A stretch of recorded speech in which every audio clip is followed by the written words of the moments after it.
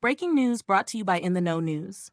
Minnesota is in shock today following a series of targeted shootings that have left state political leaders dead and wounded, and authorities scrambling to locate a heavily armed suspect. Just before dawn on Friday, June 14th, authorities say 57-year-old Vance Boelter, a former security company executive with military training, carried out two coordinated attacks in Brooklyn Park and Champlin, Minnesota. Dressed in what appeared to be a police uniform, complete with tactical body armor, a badge, and driving a vehicle designed to look like a police cruiser, Boelter first arrived at the home of State Representative Melissa Hortman and her husband Mark. According to investigators, he forced his way inside and fatally shot both of them before fleeing the scene. Minutes later, in what officials are calling a coordinated act of domestic terrorism, Boelter arrived at the home of State Senator John Hoffman and his wife Yvette.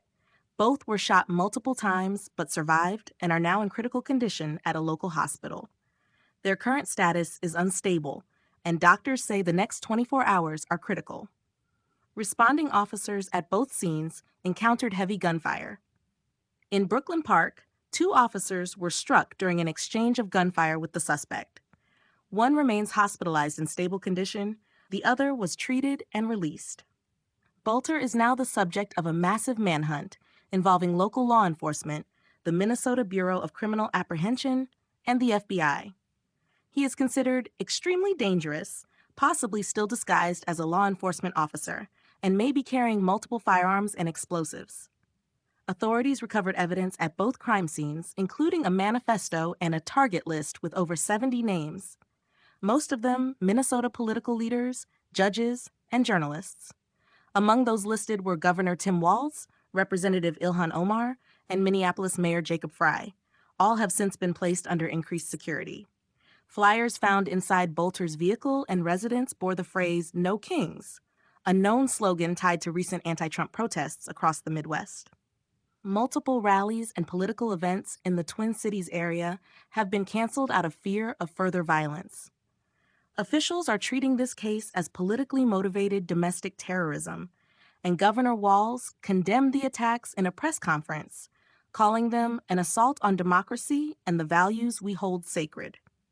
President Trump, who was briefed by national security officials earlier today, expressed outrage and pledged federal support, stating, "We will bring this killer to justice, and we will crush this rising tide of political extremism before it poisons more communities."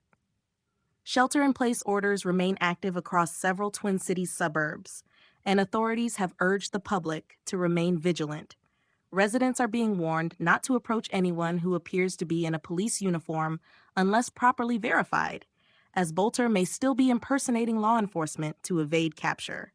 With helicopters circling overhead, checkpoints set up throughout Hennepin County, and federal agents joining the manhunt, this is now one of the largest active investigations in Minnesota's history.